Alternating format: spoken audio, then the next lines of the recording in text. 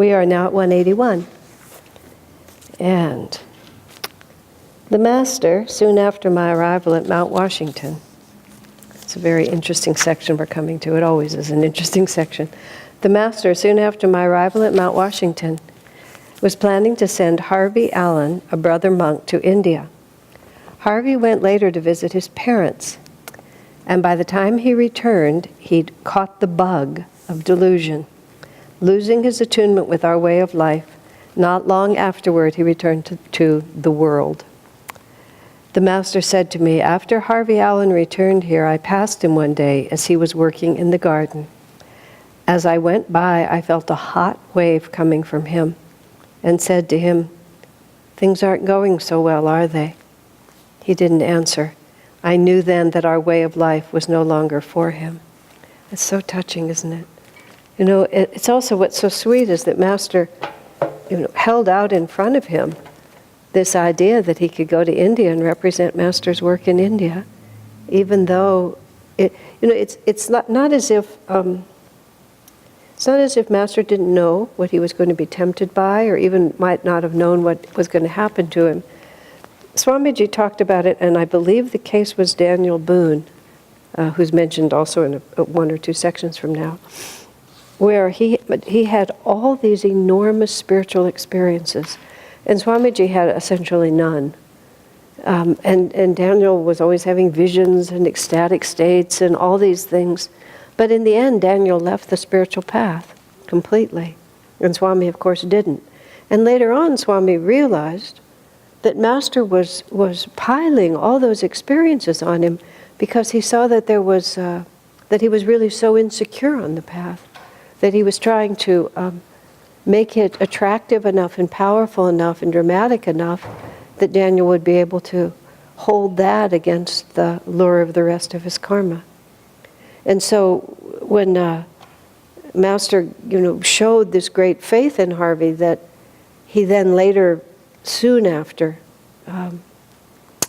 repudiated the possibility by his own experience. But still he has that memory that Master trusted him that much, that Master thought that highly of him. He also may have that memory that this is a responsibility in a future lifetime he has to carry out. You can't always take things on such a linear scale. You never actually know where the energy is going to come from. Master uses that word hot. He talks about it, several of the ones that are coming.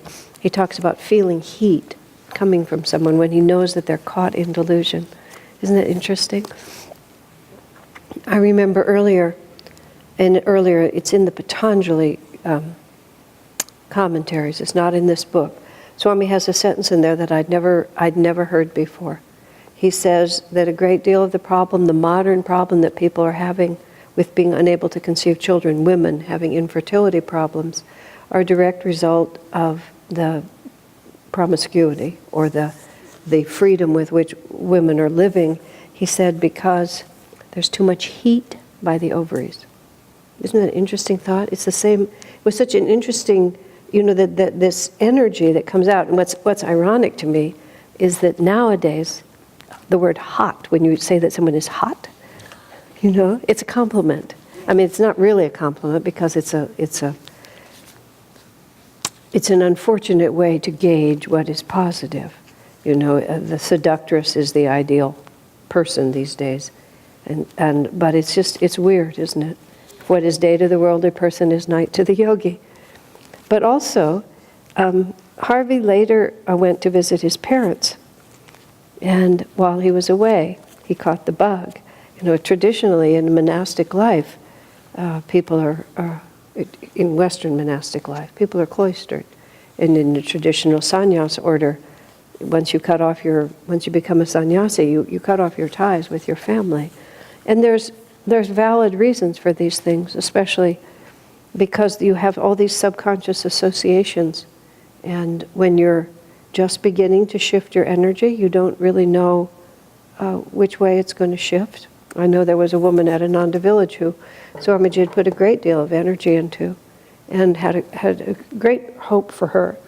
And against his advice, she went to visit her mother, as it were. And he knew that her mother didn't understand the spiritual path, and he also knew that what was happening to the woman at that time was a huge shift of her consciousness that she herself was not entirely comfortable with. So she went back to her mother, who fed her every doubt, and assured her, why in the world would you want to live anything other than an absolutely ordinary life? And she left and never came back. And Swami saw it coming. Think about Kumar in Sri Yukteswar, against the Master's gentle hint. I guess Kumar was his name. He was the one who went away and then came back and was unsuitable. I had an experience visiting my parents that my parents didn't put out, they didn't actively put out energy, but the situation put out energy.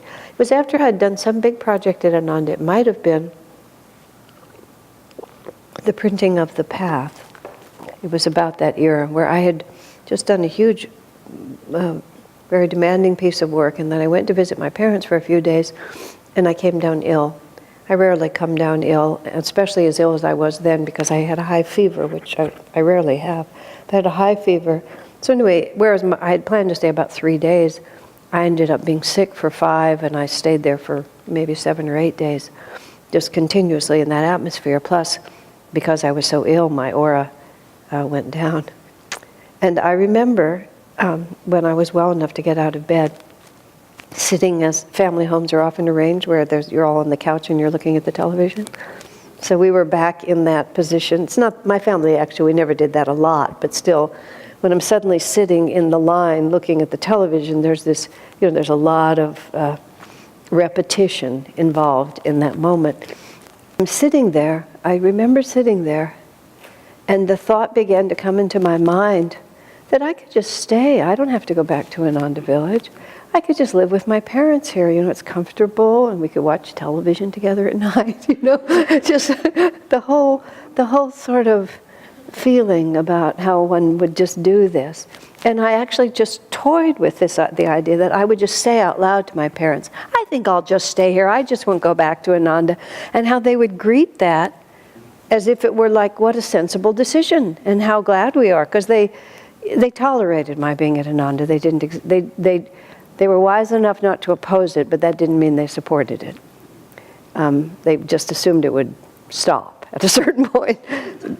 But what's so fascinating to me was how clear it was that they would think that was a very reasonable decision. And I was simultaneously aware of the consternation it would cause at the other end. That if I just announced I wasn't coming back, and I sort of wondered who would be delegated to come and get me. And then I had this very powerful picture, which again I was sort of I had this picture, and it looked like a spider web. It was this woven, kind of slightly hairy thread, and it went from where I was in Los Angeles to my little trailer in Ananda Village, and it was a very, very thin link.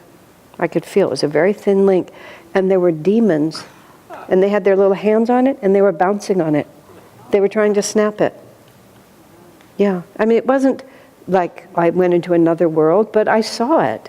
They looked so happy. They were like children. They were bouncing, trying to snap the connection. And that was what was causing me just to think like that and have it just appear reasonable to me, because I was being influenced. I was being influenced by that negative force.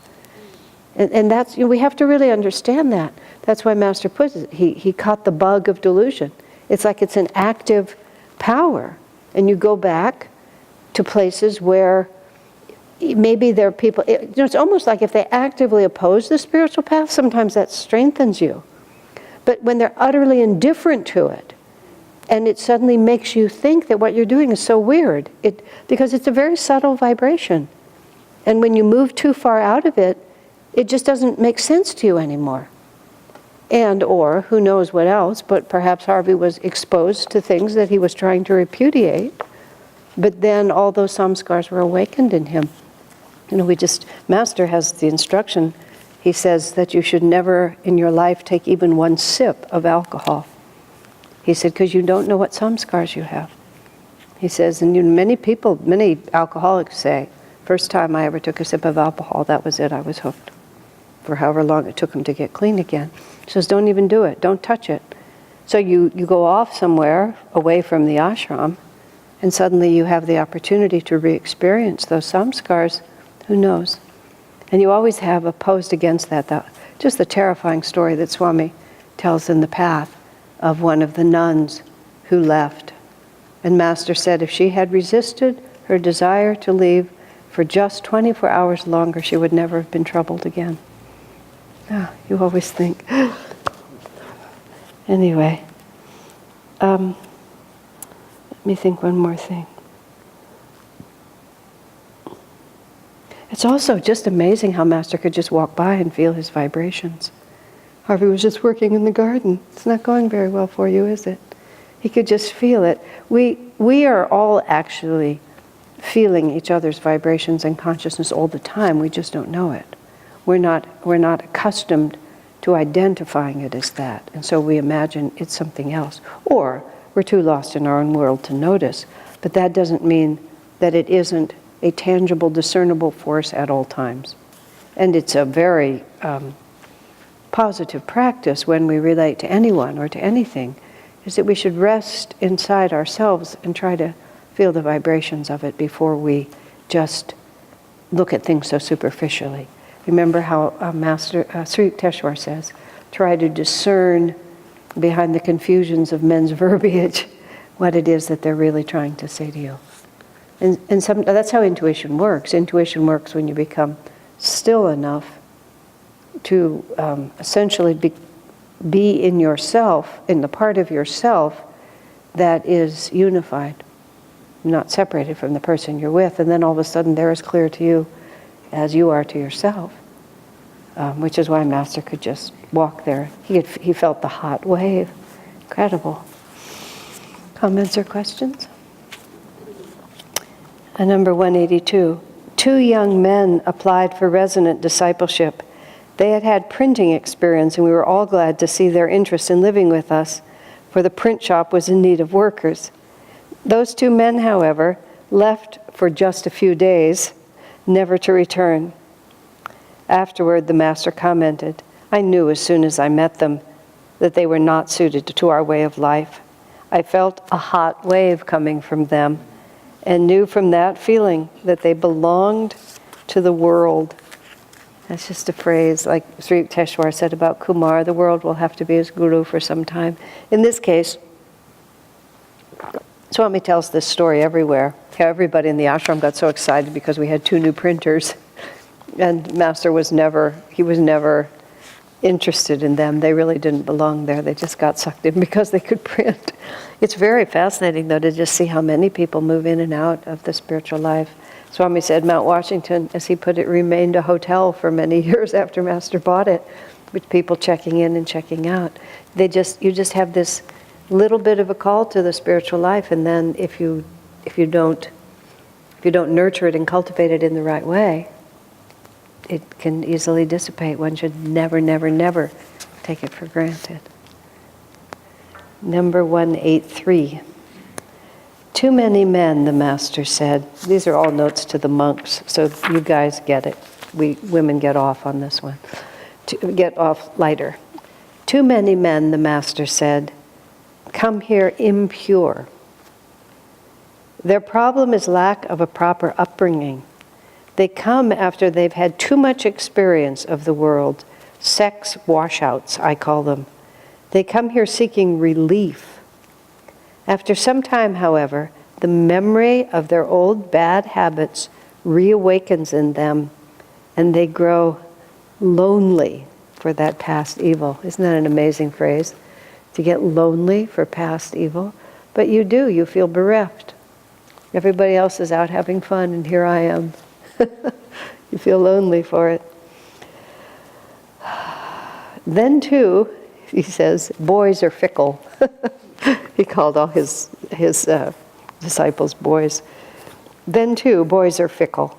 They change girls, they change wives. They think in the same way they can change gurus anytime they want to. They don't have loyalty. It is the upbringing that is at fault. He's talking about America again. In India, there are just as many men devotees as there are women, in contrast to America. Because there they receive character training. Here in America, they get spoiled.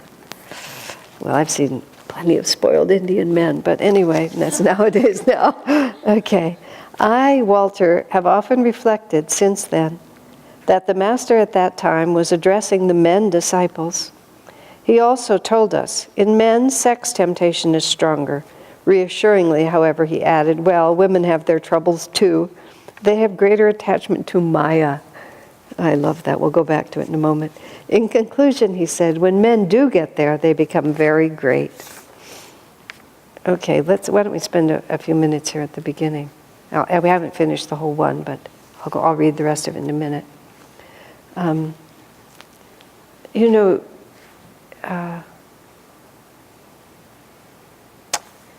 see, I think, in fact, I'll read the whole one, then I'll comment. Lest any woman think women are more spiritual than men, as a senior nun once told me smugly, she would do well to remember the saying, it takes two hands to clap. Many men disciples, moreover, remain deeply loyal to the Master to the end of their lives. After the above words, the Master spoke of Andy, a middle-aged, kind-hearted man who had come to the ashram for training. Andy was a good man, the Master said after Andy had left. However, he'd had too much experience of the world. There was no inner strength left. After the age of 40, a person must be very determined to change. Otherwise, it will be difficult for him to adjust to a new way of life. Once, the Master continued, when I introduced Andy to a guest, I said, this is my baby. I glanced at Andy to see how he had taken it and then added, I call him that because I am babying him.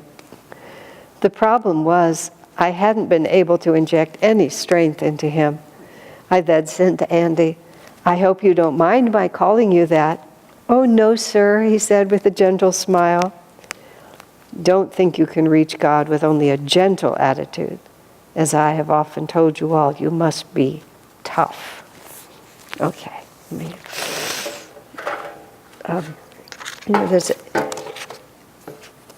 Swamiji once was commenting about the difficulty that people have in marriage and relationships in our society now. And he made the comment that it's going to be several generations before it ever straightens itself out, because he said people are simply not being raised to understand. He said we're going to have to raise up whole generations of boys and girls into men and women who have an actual understanding of self-control, of moderation, of the role that sexuality plays, of loyalty, of inner strength, all of these qualities. He says you can't just, I was just reading in something else that Swami wrote about education. He said we just fill children's heads with all this information, way more information than they can integrate. We give it has no context, especially nowadays. There's no context, there's no overarching values, there's no spiritual principles involved, there's no Sanatan Dharma, there's no devotion to God, it's just nothing. And then we just give them all this information and then send them out and hope that they can figure out what to do with their lives. Then we teach them almost nothing about how to master their own energies. We teach them nothing about how to master their own energies and almost nothing about how to relate to anyone else. In fact, increasingly it's just, well, you just take care of yourself, that's what's really going to count. I had a discussion with someone who's very sincere and well-meaning, and it's not like there was any fault here, but this is how it works. Had been working through with therapy some serious psychological kinks that did need to be worked out. But the bias of the psychological therapy was, you need to take care of yourself. Okay, which depending on where you're standing on the spectrum, there's a point at which you have to have enough self to be able to stand up for it. And then there becomes a point where enough is enough. And we were somewhere on that borderline in our discussion. And my response, it was a particular situation at hand, and my response was, I think that's an incredibly selfish decision if you make that decision, and the consequences, I think, are going to be catastrophic. Are you ready for that? And posited against it was, well, the therapist says I should take care of myself. So, well, we are at a crossroads here. You've come to ask me what I think, and this is what I think. You don't have to follow it if you feel that, therapy has its value too. And if you feel that speaks to you more than what I'm saying, then follow it. By all means, I'm not going to insist on anything. But what we're dealing with, and I see it so much in regards to men and women especially, just the advice that's being given is catastrophic for human happiness. And the real truth is so unpopular, nobody wants to take it, which is actions have consequences, and lack of self-discipline never ends well. That's just the way it is. And we can argue against it as much as we want and experiment as much as we want, which is what we're doing now. We're just experimenting, collectively, almost as a global culture. We're seeing how much selfishness is too much selfishness, and we're finding out. We haven't hit it yet. We haven't hit rock bottom, but we're on our way. We're racing to the bottom about as fast as we can go. Somebody used the phrase, did I say this yet? Well, not on these classes. Somebody used the phrase that we're in the post-truth age. And actually I thought it was a very interesting statement. We're in the age where if you can manage to get it for yourself, it doesn't really matter how you get it. And if it serves you to speak in a certain way and you can get what you want by speaking in that way, then go ahead and do it. And meaning that there's no fixed point of reference, from which morality would descend. The only morality is, I want it. Can I get it? And we've been racing toward this with great speed for quite some time, and now we've begun to arrive, and we'll sort of see what happens when we get there. But Master's just there. He comes to America. You have to think of, when Master came to America in the 40s, how unusual what he brought was, how extremely peculiar. I was just reading a transcript of one of the voice recordings of Master, just a little fragment that I didn't particularly remember. Master was talking about his orange robes and his long hair, and how when he first came to America and lived in Boston, he always went around in his orange robes and always had his hair down. And they used the phrase, "and I paid for it," he said, meaning he was just mocked and rejected and disrespected. And gradually he decided to switch over to Western clothes, and then he braided. He describes how he said Western clothes are very practical, they're very comfortable, and you don't have to mess with them. And he braided his hair and stuck it up into a little bun. He just saw that it was too big a leap. It wasn't a necessary leap. They didn't have to accept the way he dressed and presented himself. They just had to accept his ideas. But he comes to this country, and it's just a very, very different culture. And in the 40s, from the 20s through the 40s when he was here, we were a lot better than we are now. Let's just put it that way. Although there may have been less overt licentiousness, but there was a lot of hypocrisy to balance it. So you really don't know what was worse. But it's just that simple comment. Boys are fickle. They're not trained, with the same sense of duty. A certain amount of this is positive. This is the Kali Yuga Dwapara shift, where Swamiji said people are making experience the criteria for their values, rather than dogma. And so a certain amount of it is of value. But until we are trained and restrained, it's going to be very difficult for people. It's almost like we can't help ourselves. The decision to be born in the West was not necessarily a really smart one, but it seemed like a good idea at the time. There's a question here. You need to use the microphone. Just speaking to the mic, for the sake of the recording. Okay. I'm not sure I understood what you meant by using experience as the basis for values and not... That was an answer that Swami Kriyananda gave to a question that was asked him in the early 70s when we were at Ananda Village, and a great many of us were part of the baby boom that just sort of took down traditional morality. It was that a lot of us came out of the hippie era, and it was just like a complete repudiation of, which you would almost call, of tradition in so many ways. And there was something called the sexual revolution, which, the people who were in it thought it was a really terrific thing. And there was a conversation with Kriyananda, and someone said, "What do you think of the sexual revolution, per se?" And, he's a very traditional Swami, and so you would have expected a very traditional answer. He said, let me think exactly how he phrased it. Hold on for just a second. He said, it's not altogether a bad thing. That's what he said. Because at least people are making their own experience the criteria for their decisions. In other words, instead of just obeying what somebody else has told you without necessarily knowing the truth from the inside, people are having the courage to experiment. He said, however, it will only be good if they are absolutely honest in evaluating their own experience. In other words, morality is not imposed from the outside.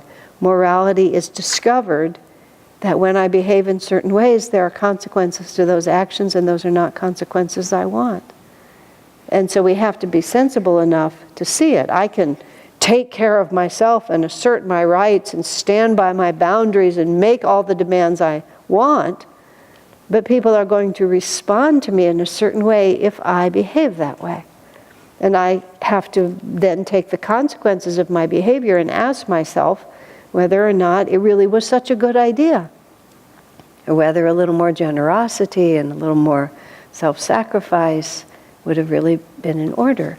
Swami's comment about infertility being a result of promiscuity to a certain extent. I hesitate when I say things like this. This is a film and it's going out to a lot of people who aren't in this room, because when I say something like that, I can be touching an enormous wellspring of grief in many people's lives. And so I'm not trying to cast aspersions on anyone.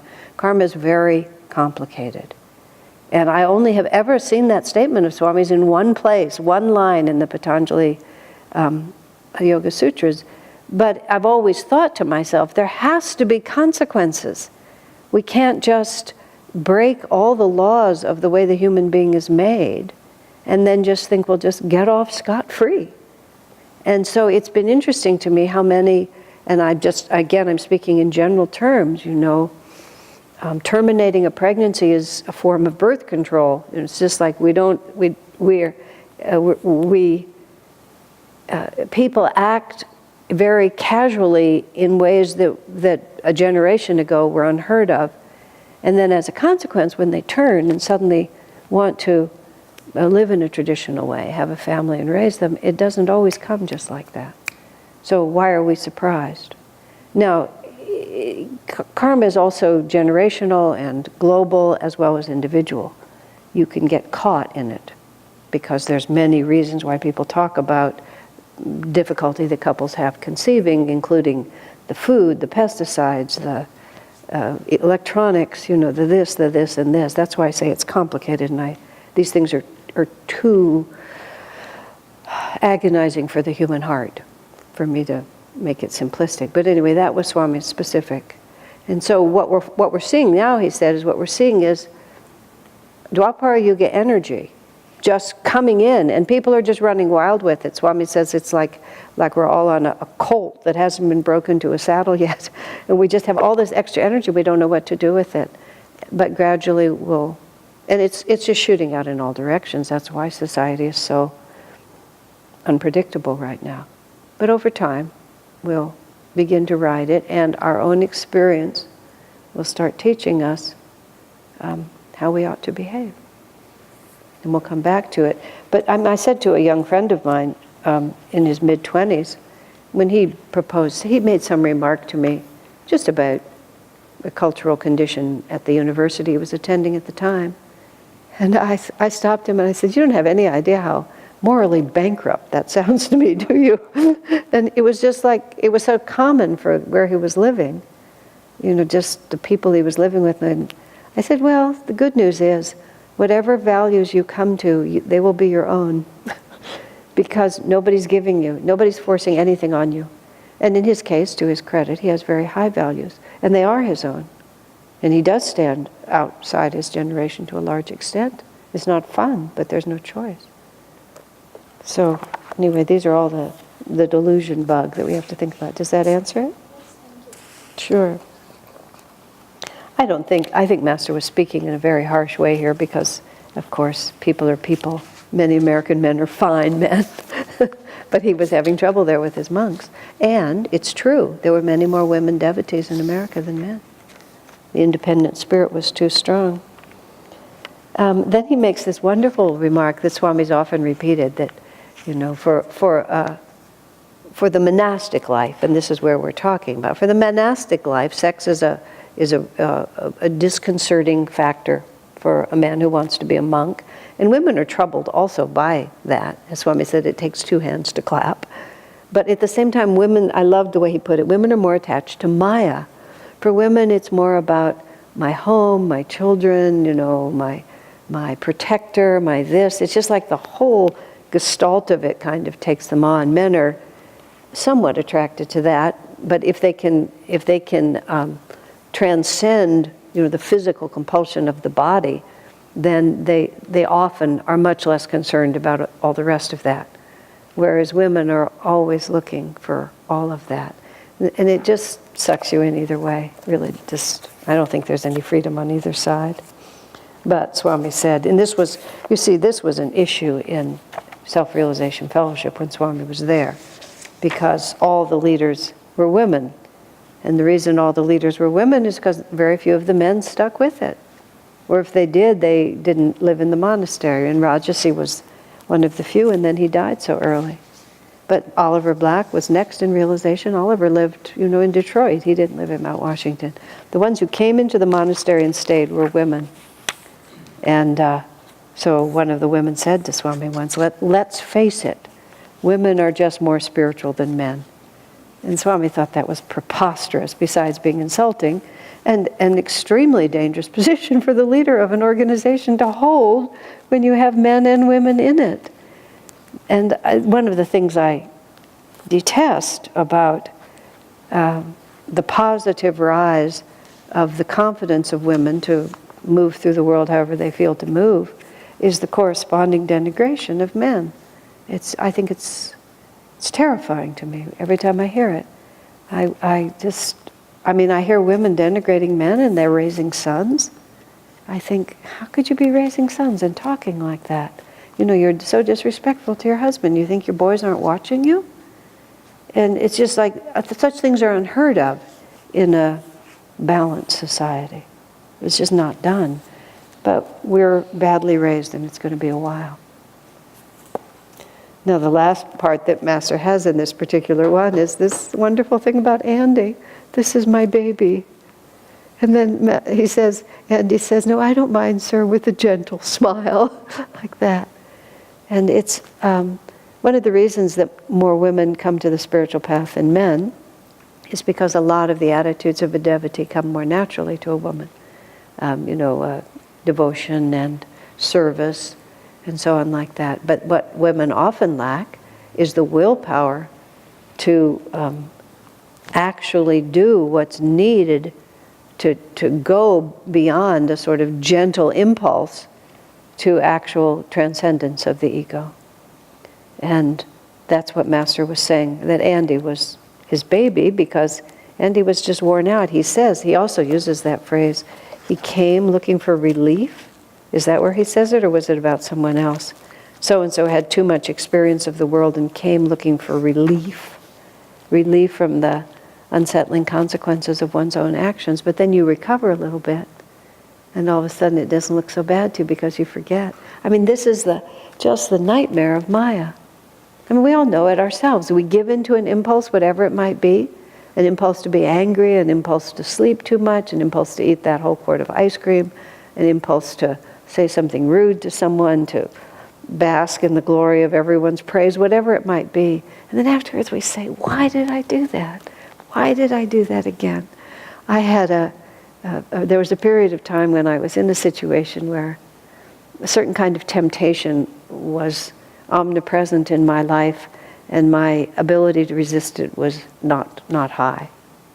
And in the morning, I would say to Master after my meditation, if you give me the opportunity to behave badly today, you can depend on the fact that I'm going to. I said, I just know it. So the only possible way to prevent it from happening is that you have to prevent the circumstances from arising. And he pretty consistently did when I prayed like that. And then, of course, I'd become annoyed and try to outsmart him, but he never, it worked. But that's the way it is. We just, the number of times that we have to have those experiences. This is in the Festival of Light. The little bird forgot about his mission. He gloried in his newfound strength. How foolish I would be to share my strength with anyone, he says, even though he's been commissioned by God to share, to be fruitful and multiply and share everything with everyone. No, I think I'll just keep for myself. What else is wisdom if not to keep what is mine for myself? Which is such a marvelous line, because that's what we say. Well, I worked hard for this. Of course I would. Swamiji once said at the dinner table with some very wealthy people, he commented about how he just couldn't imagine if you had all that extra money that you would just spend it on yourself. And someone at the table said to him, now that's an unusual way to think about it. Swami thought, what other way is there to think about it? Why would I just spend it all on myself? But that's what the bird thinks. It's not transparent at all. I worked hard for this, it's mine now. I'm going to have the things it can buy, like this. But the phrase that is the one that haunts us in the night is that he stuck with this point of view, the little bird did, even though repeatedly he lost everything he had. I love that phrase, repeatedly. Even though repeatedly this action brought him misery, he still repeated it. And we have to just say that. I mean, that's actually also, weirdly, that's very comforting. Because don't freak out when you behave the same way. And that's why it's really helpful to hear that. It's like, this is just like between the simple thought that this would be a good idea and the ability to get all of your vrittis organized to actually be able to do it. There's often this huge space. And we just have to keep coming back to it. But that's where, especially in this particular reading, where Harvey Allen leaves, and these two print shop people leave, and little Andy's just kind of hanging around. It's like, this is not a effortless project. Someone wrote me a letter, and they were talking about the honeymoon on the spiritual, they feel like their honeymoon on the spiritual path is over. There's certain phrases that I know everybody uses, but I don't like them. I really don't like them. That's one of them I really don't like. It's sort of like this assumption that everything is wonderful, and then, you sort of get this negative inclination toward the spiritual path. Where honeymoon, what is the honeymoon? And what are we talking about? We're talking about like, everything came for free and I didn't have to do anything? Of course, often, and it does happen. It's like Master opens the last chapter of the book and you get to read a few of the last chapters, and then it slams and you have to go back to the beginning. And you do have to work through knowing the happy ending is there. And so sometimes people do have effortless experiences. You move forward with effortless ease because Master wants to hold you. But the idea, I just don't like the negative connotation. I guess that's what I want to say. Because the whole idea of this is the greatest love affair of all time. And if you really think of it like that, the honeymoon lasts forever. The honeymoon being over is just such a whole dark way of thinking about all of it. This is the one love affair that will never go sour on us. So much of human life does, but this one never will. And what we have to do is we just have to do the needful to make it a real spiritual marriage between the soul and God. But that's really very gratifying work. It's actually more fun than just the coasting along. But it just is what it is. I guess so. I guess that's all I can say. Somebody, the same conversation, same letter. I wrote back saying, because the person was just suddenly discovering that they still have all this karma to work out, which of course we all have karma to work out. We get very excited and think we don't. We think that, now it's over. I had this thought in my mind somehow when I came on the path that in 5 years it would be done. Not that it would be done, but that in 5 years I would have the key to the portable paradise and I would open the door whenever I wanted to, and that would be that. Why I thought that, I have no idea, but it was just in my head. Of course, it didn't happen that way at all. But what happens is, the spiritual path is a process of ever-increasing awareness until our awareness becomes infinite. And one of the things we become aware of is the true nature of the spiritual path. So we just begin to discover that it's just not what I thought it was. It's not that I just sort of sign up for this and then it's all settled. We become aware of, oh look, I have many. Look at all the interesting dimensions to my own nature. And look at the difference between my affirmations and my samskars. Just look how different these are. Look at how I thought I was going to be one way and it's actually turning out another. But that is the path. People think that somehow something's going wrong, but not at all, because we are becoming aware of what is. And that's growth on the path. It's very hard for people to understand, but it's very important to understand it. If you have the wrong concept about the path, you get very confused. Why am I being tempted? Why is it not going smoothly for me? Why am I still struggling in all these ways? Because that's the path. You know? It's not that the honeymoon is over. This is just it. This is what it is. But think of the alternative. And that's what you have to cultivate. And that, at least for me, has always been vivid.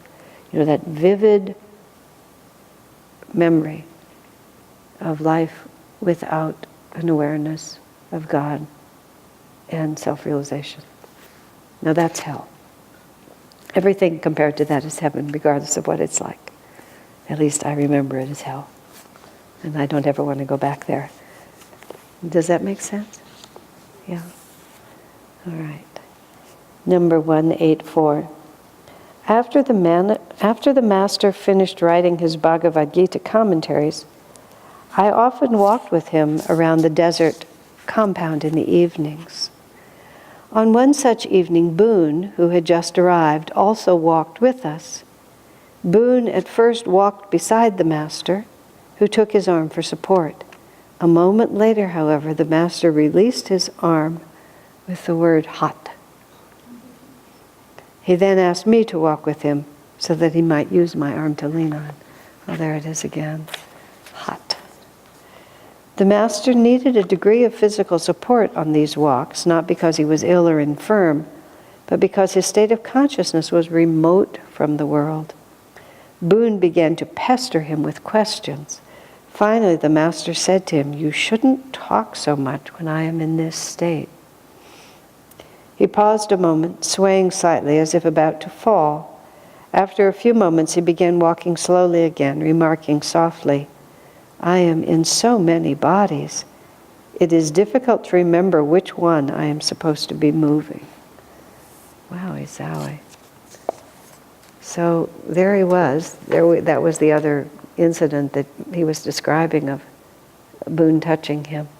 And then Master not being able to, not wanting to hold the contact. Probably because he couldn't help him. You know, if Boone had been, I don't know what the subtle point is at which the mind really turns toward delusion in such a way that the guru is cut out. But obviously Boone was in that place, because if Master could have influenced him, he would have influenced him. But instead he said, "I can't have it."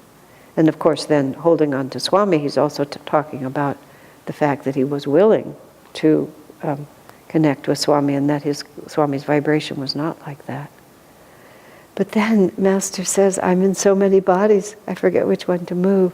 You know, I was talking to a friend who's a very much of a Vedantist, very much of a constantly remembering this world is only a dream. And I had to realize, by contrast, that I don't spend a lot of time thinking this world is only a dream. It's not that I consider this world the real. My values within this world are always about right behavior and dharma and service and so on like that. But I just sort of take it for what it is. I don't spend a lot of time canceling it. I walk around in this body, this is who I am, like this. I don't constantly remind myself, which would probably be a good idea to remind ourselves more. But Master was there living on this planet, but with such a lack of ordinary relationship, even to the body he was inhabiting, that sometimes he couldn't figure out which one to move. I experimented with that for a minute. I mean, there's a whole group of us in the room, like which one of us would go to move our own wrist and not know which wrist to move? I mean, we just always know, this is my arm. There's no place where I have to stop and consider it. But what Master's demonstrating to us is that this is nothing but a habit. This is not really a fact. This is just a habit. I remember when I was with Swami at Disneyland, I put this in the book about him, when we were all at Disneyland together, and there was a lot of people, many hundreds, where we were, and I remember him looking out over the crowd and saying, and I had just for some reason come out of I think I had been in the ladies' bathroom, and you know, it's crowded in there, and people were in there with their children, and I was particularly just aware of how many different vortices of reality were all going on at the same time. You know, mothers and their children are such an intense and tremendous force. I mean, it's as it should be. God makes it that way. But when a mother is taking care of a small child, there's just a force field around that is completely different than anything else. And so I'd been through all of that with the women pushing their babies in the bathroom, and he just looked out over all that and said, imagine, he said, not merely loving all these people, but being all these people. He said that was Master's state of consciousness. And we all just sort of stood with him and just looked over it and just tried in the smallest way to imagine it. Center everywhere, circumference nowhere. So to move into that mother's consciousness and suddenly be in relationship to her baby instead of standing on the outside and watching it and having a certain empathy and even an enjoyment of it. But imagine actually having those actual feelings. You know, feeling toward her baby the same way she felt about it. Or an old person, or a very young child, all of that. And that's Master. He had to stop and think. I have to ask people whether I've eaten or not, I believe he says in another place. They couldn't tell. I think that would be fun to try, wouldn't it? To just see, you know, just to, even as a divine exercise, as a meditation. So Master gave these experiences and said them to Swami so we could remember. Okay, any questions or comments? All right, let's take a short break there. I was asked during the break about to comment a little bit more about what Master said. There is, after the age of 40, a person must be very determined to change, otherwise it will be difficult for him to adjust to a new way of life. Since many people are over 40 and many people did not find the spiritual path before the age of 40, and it wasn't their fault. That's a very scary statement. And I've heard Swami quote it before on other occasions. To make a statement like that is just to say it. These are the facts of the situation. Sometimes I used to feel that, you know, Swami shouldn't say things like that. Or people try to tell you, well, you shouldn't say things like that because it's not true for everyone. But what's really trying to be said is these are the conditions of reality, and you might as well know what they are. What is it going to serve you to be Master's little baby? I don't want to hear that because I'm over 40, that's going to be difficult. Don't tell me that. That's not nice. You know, you have to be babied. You can't be told. And Master just speaks very frankly. You know, people had too much experience. Their minds go back to worldly things. It's like it's just this life is too hard for them. They had too many pleasures, too many comforts, too many egoic satisfactions. These are the facts. The spiritual path is about increasing awareness and not being afraid of it. And it's just self-evident. If you're 40 or older, you have had a lot of time to build up habits. I mean, I came to Ananda, I met Swami at the age of 22, and I was living there just before I turned 24. Also because of the way I lived, I had nothing in place. Well, that's not true. I had nothing external in place. I had a solid mass of internal confusion in place, just solidly in place. But I really do feel that I was raised at Ananda. That's how I often say it. I was raised at Ananda. And sometimes people will try to do the math because they'll think I was a child and they can see that doesn't work. But I did grow up there. And it's always, Ananda Village was my childhood home, is the way I feel about it. And I know that was a great blessing because I just didn't really have. And then I would watch other people come, and I can think of specific examples. You know, a man who came from a very successful business career, and the expectation that he should be listened to was just there. And as Swami said about one man, he said it's very confusing for him because he's very intelligent and he knows he has a lot to offer. But Swami said he just doesn't have the right spirit, so we simply can't allow him to influence anything. But he's so accustomed to being respected, this is very, very difficult for him to be here. Or people who are used to being independent, or used to having a lot of money, or many other things, having their own things their own way, and then they move into an ashram situation.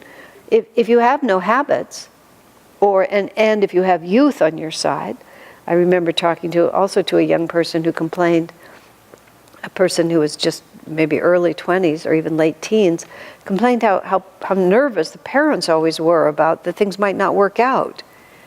And he said, a lot of times they don't work out. He said, a lot of my ideas are crazy. He said, but I have the energy and creativity to deal with it. And I thought that's exactly right, because he's young and he has nothing at stake. And so his car breaks down 25 miles from civilization in the middle of the night. He'll just sleep on the road. He'll be fine. And that won't seem like a big deal to him. Whereas to his parents, it's 100 ways. It's all scary. And partly there's a lack of maturity, but also there's just the energy and creativity to deal with it. Everything's an adventure.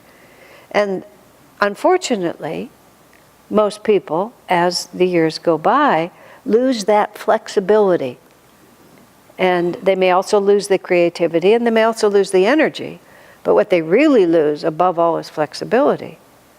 And so you're just, when you're trying to adapt a wholly new way of life, a whole new way of thinking about things, you just don't have the mental flexibility.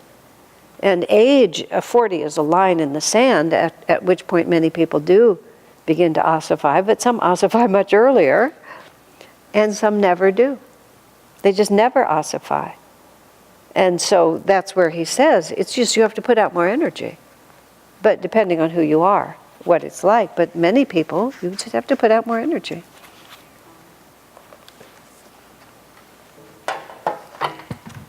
I think I've been very blessed by Master, because I came on the path, this path. I did TM for 10 years before, and then I came here at 45.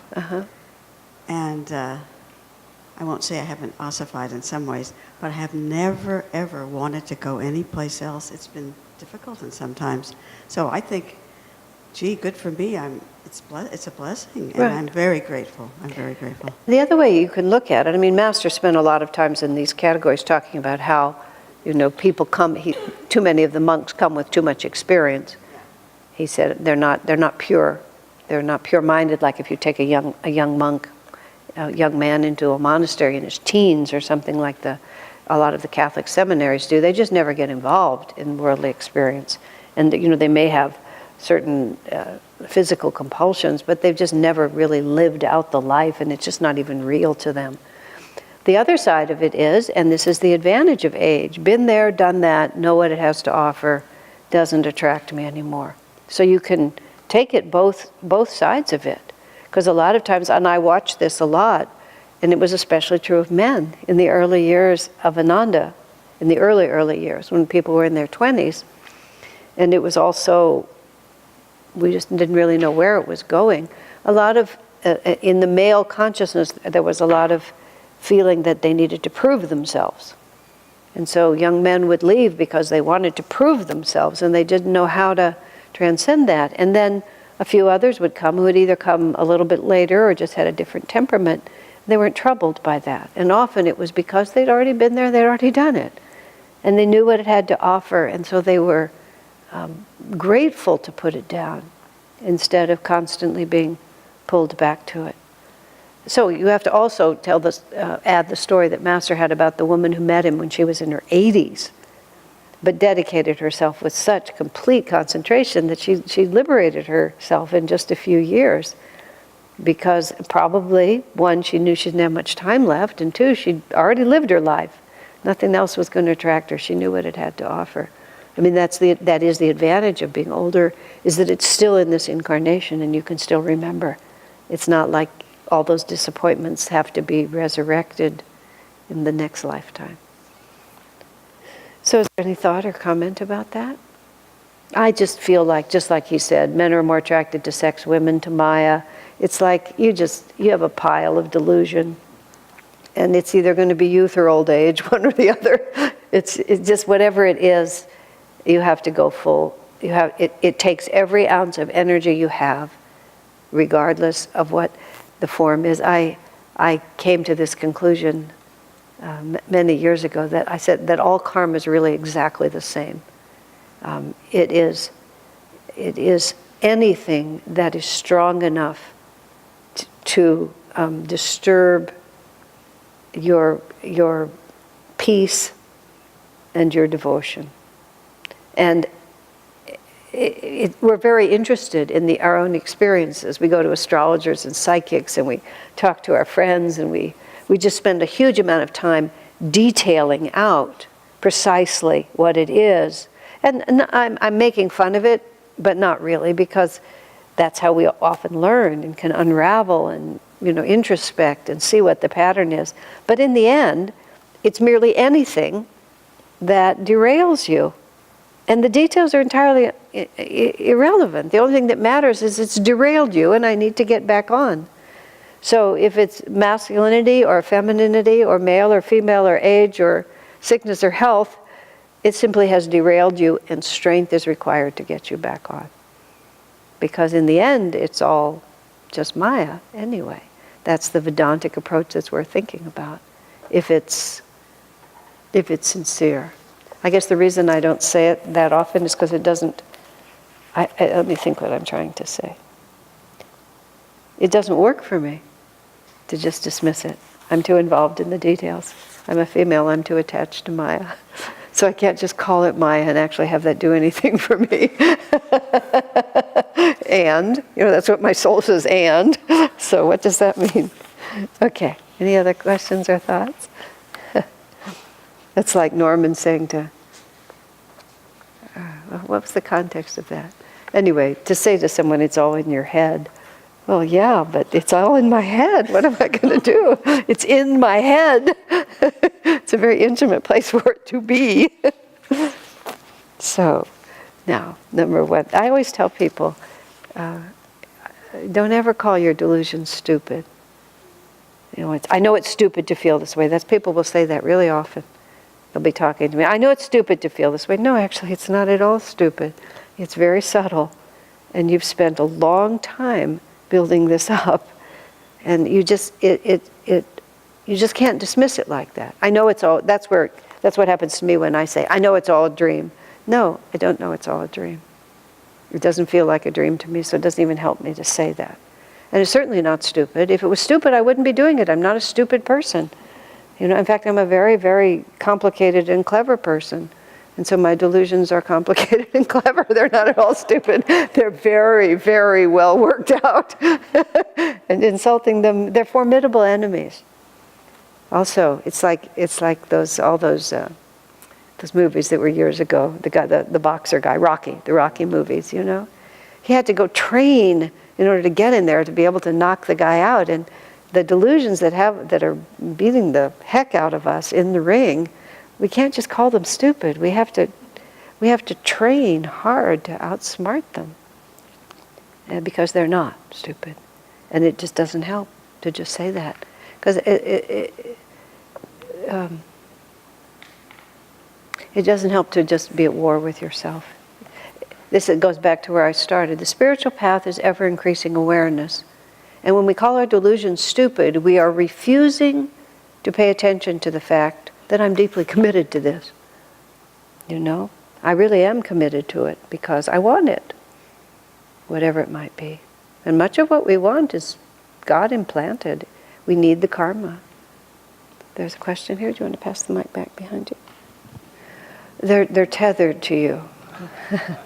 They're energy patterns that, I mean, this is the karma in the spine. This is the vrittis in the spine. They're energy patterns created by your own actions and decisions that are all made with the identification with this particular line of experience. And so that there's just this deeply cut groove in your consciousness that says that these experiences are relevant to my state of consciousness. The essential delusion is that your state of consciousness is completely independent of all of these things. So if you say, are they mine? It depends on who the my is. They're yours, they belong to this level of you, but the enduring you far transcends them, but you're identified here. So the word identified with is really, but what's so interesting to realize is they're just vortices of energy. And so once we die, and the name and the form of all of this story and all the thousands of stories before it, on Sunday I was referring to Bella, who when she was dying, she literally said, she said, I see thousands of faces in front of me and they were all mine in one incarnation or another. She said, so the losing of this face is not really she couldn't take it very seriously because there were so many faces that had been hers before. Now what was I going to say with that? Oh yes, but when we die, when that face goes away, so much of what we call ourselves is dependent upon the identification with this physical body, because then all the unique characteristics, because I'm identified and experience life through this body, then so many other things become true. My husband, my wife, my children, my mother, my father, my profession, my health, but it all comes down to this physical body. So when this physical body is not here anymore, then there is no reality to that.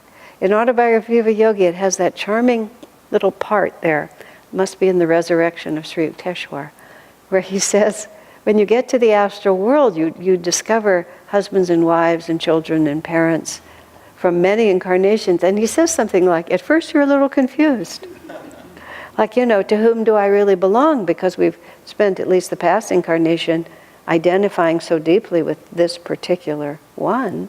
But then we get used to it and realize that the friendship and the love and the experiences expressed in a limited form, but are themselves not limited. And we become comfortable with this whole other way of relating. So when we die, all of that specificity dissolves. And all that's left is the vibration of consciousness that it represented. The need to be admired, the need to have power over people, the need to be needed, whatever, the thought that I have to be beautiful, whatever it might be. But it's literally a vibration of consciousness, like a note on the piano, between self-realization and complete materialism. There's a vibration there.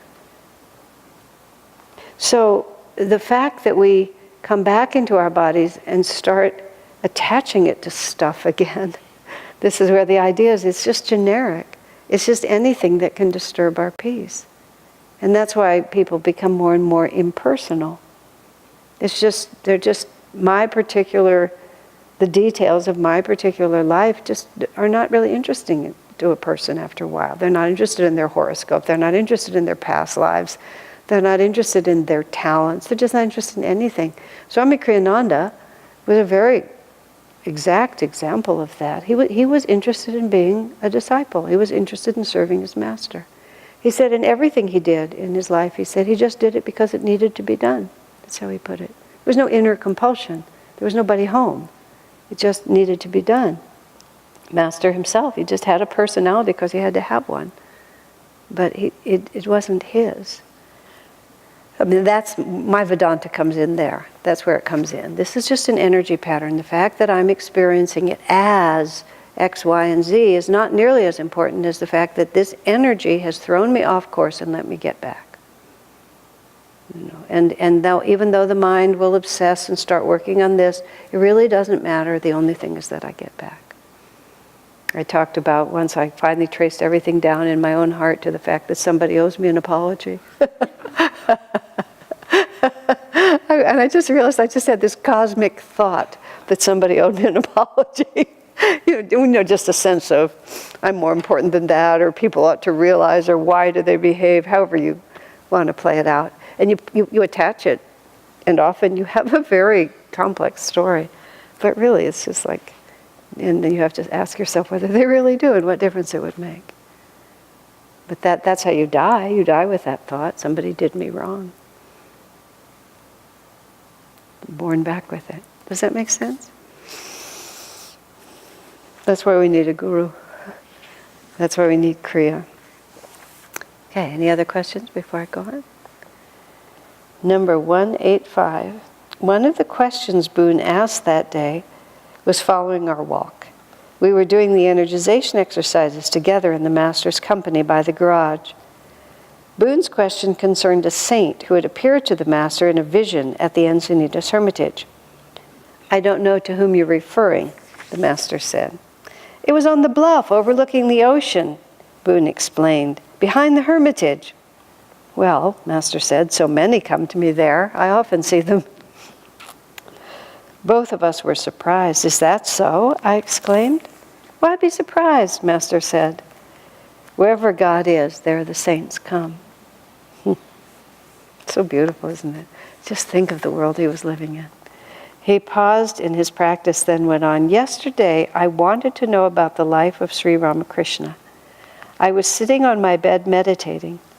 Sri Ramakrishna materialized on the bed beside me, and we sat together a long time holding hands. I was thrilled to hear the account. Did he tell you about his life? I asked. Well, replied the Master, in the interchange of vibrations, I got the whole picture. There's so many touching. At the end of this brief conversation, he went back to exercising. There's so many parts of that. Even just the part where Master said, I was wondering about certain things about Ramakrishna's life. They enter in. This is the part that you always have to remind yourself. They enter in so completely into this world. I wanted to understand some things about Ramakrishna, so he just came there to talk to me about it. And to Master, this comes up also in a few later ones. You know, at a certain point, this is just the way you're living. And this is the way we're going to live too. Even now, when I think about it, the life we live is so unusual. But those of you who all just went through Christmas with us, on Christmas Eve we come in here and we go through this extraordinary experience at the all-day meditation. The room was just filled with angels, some of them in bodies, some of them not in bodies. And it all seems so natural to us. And think how many people in the world couldn't even imagine what we were doing or what we did on New Year's Eve. It's just like they absolutely couldn't imagine. And for us, like, it's so natural, like, where else would I be? What else would I do? How could I not? I remembered this year, I said my 45th Christmas meditation. And thank you, God, I've never been sick at Christmas, and I've never been sick at Christmas meditation. And so I've never missed it. And it just comes around, and I'm just so eager and so happy to go there. And people who have less experience might feel more trepidation, or people who don't have any relation to it think it's crazy. But it's just absolutely natural to us. So at what point does it become unusual? Only if it's not natural to us. So that's where Master just lived in a world in which all the saints were just present all the time. Why would they not be? Because they always exist, their consciousness is always there.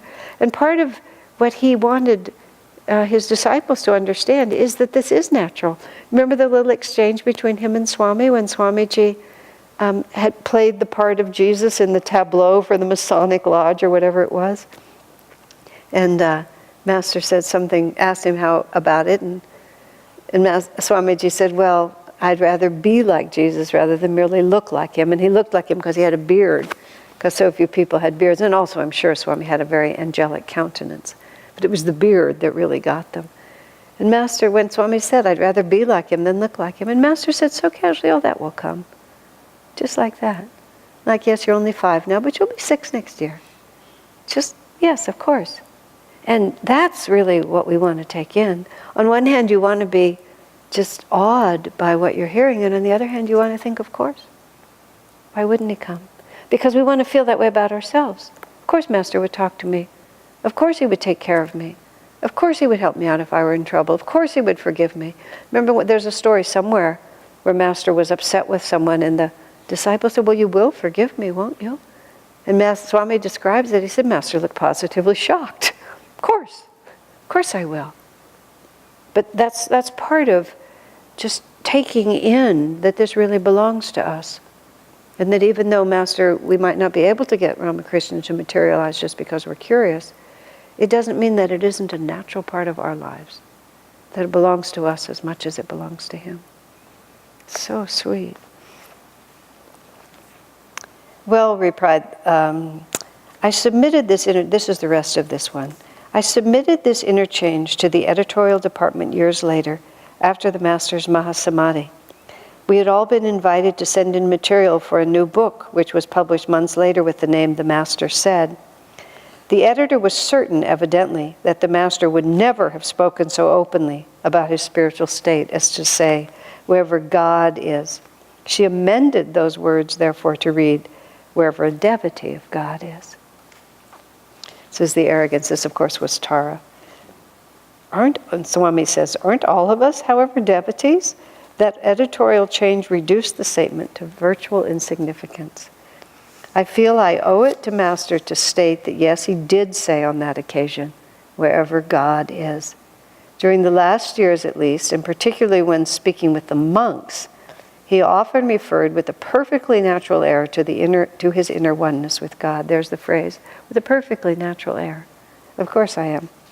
Several times during this period he said to me, write my words down, Walter. I don't often speak from this level of impersonal wisdom. It's also interesting that Master himself would say, I'm in a particular state right now and I'm not usually here.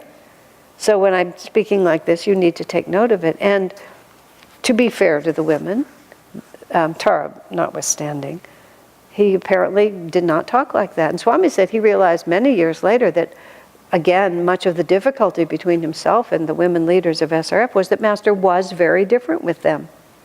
And they related to him personally as a person. And Master allowed that because there was no point in him trying to bring them to another bhav because it wasn't their way. Their way was what it was.